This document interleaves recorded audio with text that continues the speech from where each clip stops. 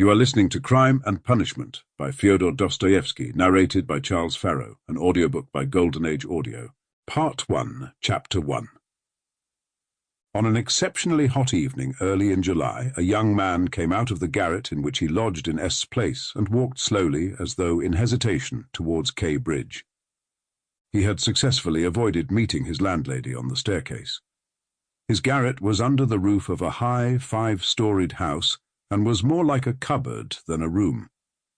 The landlady, who provided him with garret, dinners, and attendance, lived on the floor below, and every time he went out he was obliged to pass her kitchen, the door of which invariably stood open.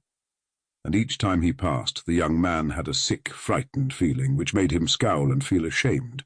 He was hopelessly in debt to his landlady and was afraid of meeting her. This was not because he was cowardly and abject, quite the contrary. But for some time past he had been in an overstrained, irritable condition, verging on hypochondria. He had become so completely absorbed in himself and isolated from his fellows that he dreaded meeting not only his landlady, but anyone at all. He was crushed by poverty, but the anxieties of his position had of late ceased to weigh upon him. He had given up attending to matters of practical importance. He had lost all desire to do so. Nothing that any landlady could do had a real terror for him. But to be stopped on the stairs, to be forced to listen to her trivial, irrelevant gossip, to pestering demands for payment, threats and complaints, and to rack his brains for excuses, to prevaricate, to lie, no. Rather than that, he would creep down the stairs like a cat and slip out unseen.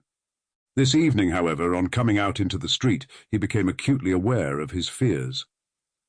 I want to attempt a thing like that, and am frightened by these trifles, he thought, with an odd smile. Yes, all is in a man's hands, and he lets it all slip from cowardice. That's an axiom. It would be interesting to know what it is men are most afraid of. Taking a new step, uttering a new word, is what they fear most. But I'm talking too much. It's because I chatter that I do nothing. Or perhaps it is that I chatter because I do nothing. I've learned to chatter this last month, lying for days together in my den, thinking of Jack the Giant Killer. Why am I going there now? Am I capable of that? Is that serious? It is not serious at all. It's simply a fantasy to amuse myself, a plaything.